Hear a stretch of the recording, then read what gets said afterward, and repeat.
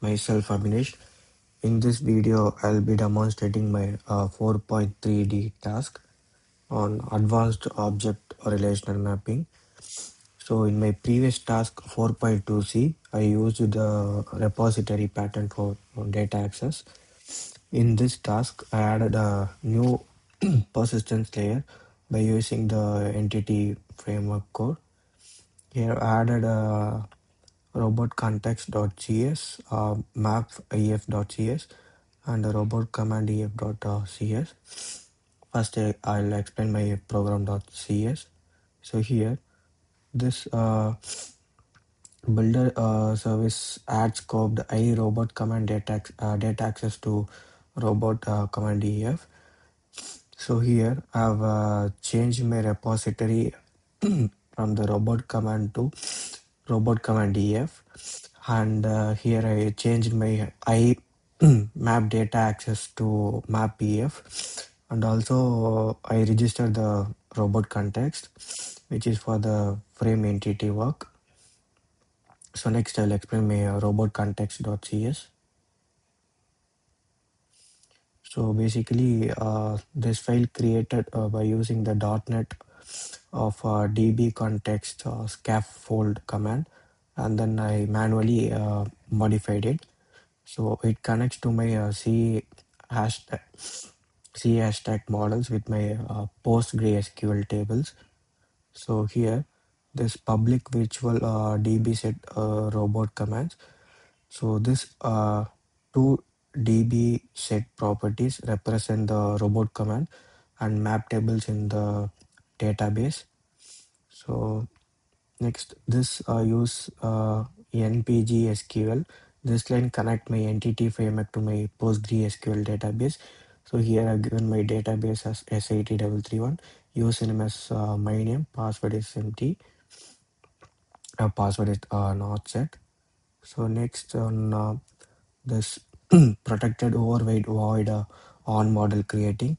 So in my on model creating, I mapped my C hashtag property names to the database columns names.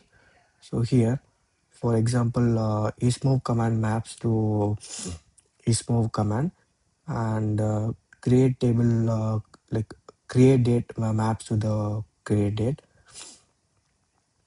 and then the modified date gets to the like original modified date table. Next, I'll explain my robot command ef.cs. So this is my new robot command data access file using my entity frame entity work. So it implements the as before the same iRobot data access interface that is used in my previous task. So this get robot commands is used to get all the robot commands, and this get move command used to get where his move command is to, then getting the robot command by its ID, then inserting the new robot command by the post method, then here update robot command finds the existing command by its ID, and after alter we have to enter the alter body in the raw JSON format. Then the delete robot, we have to delete the, if we have to delete the robot command, we have to delete by its ID.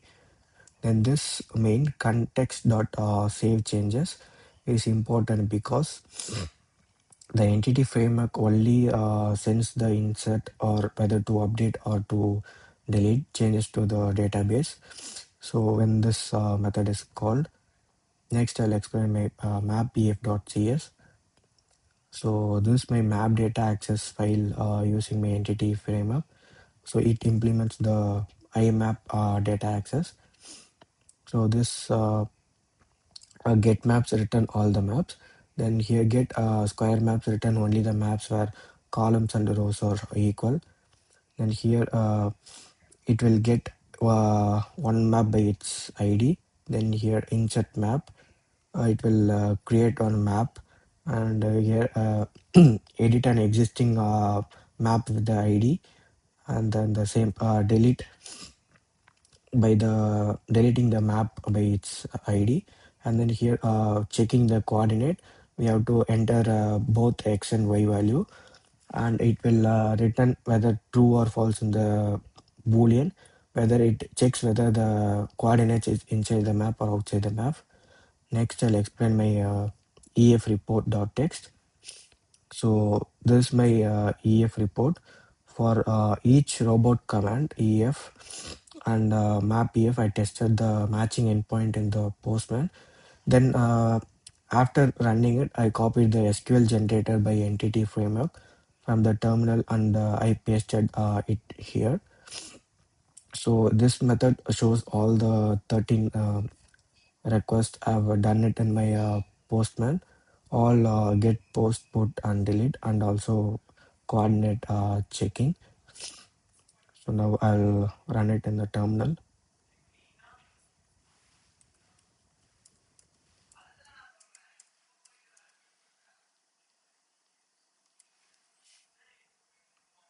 So here the build is successful and it shows the localhost number. So next I'll run my run results in the Postman.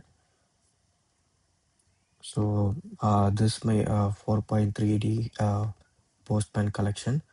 So I'll run from first. So first one is getting all the robot commands. So here I've entered in a get method.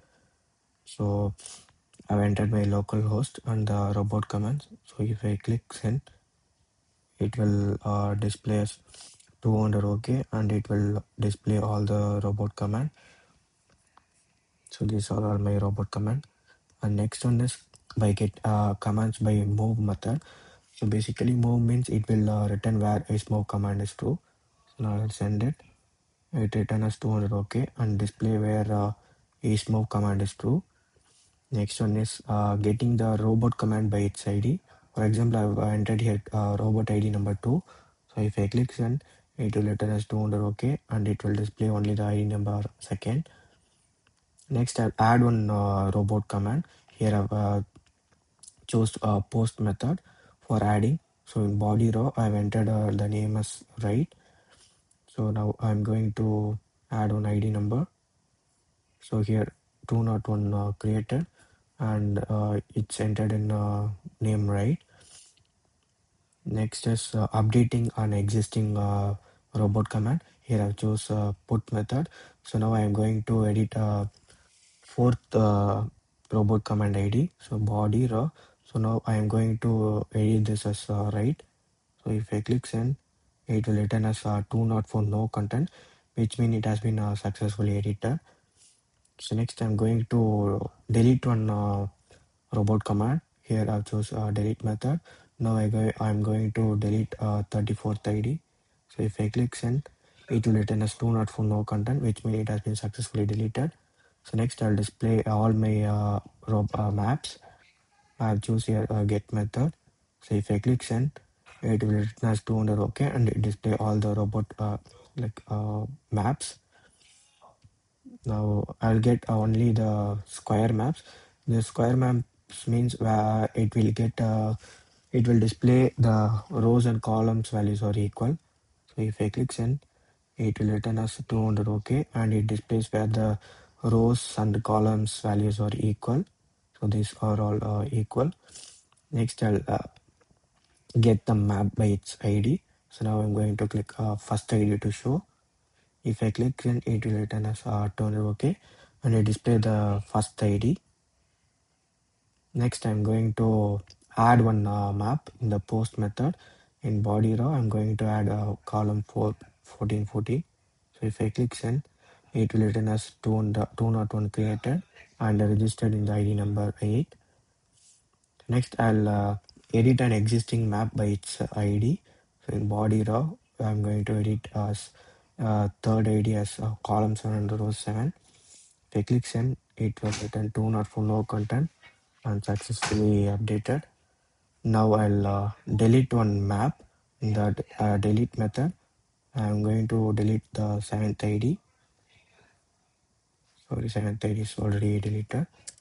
I will delete third ID. So if I click send, it will return as two not for no content, which means it has been successfully deleted. Now I will show my pgadmin PostgreSQL. So here now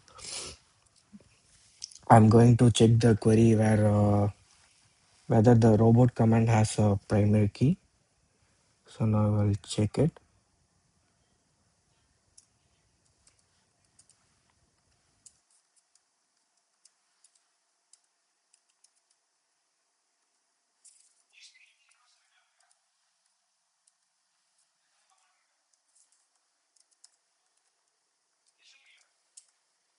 pg underscore constraint here where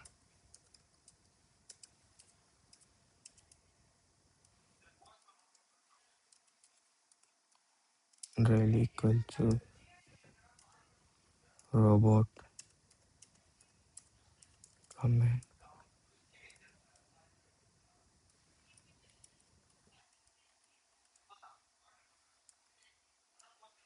class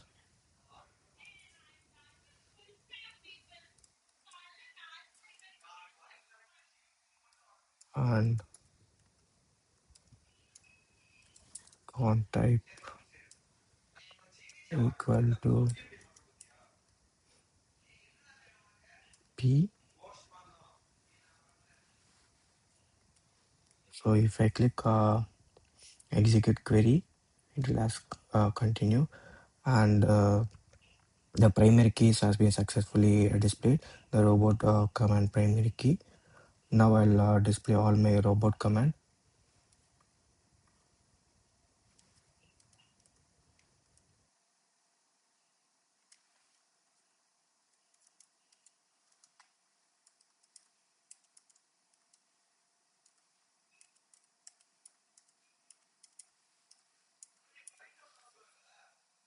I'll execute the query. So it displays all the robot command.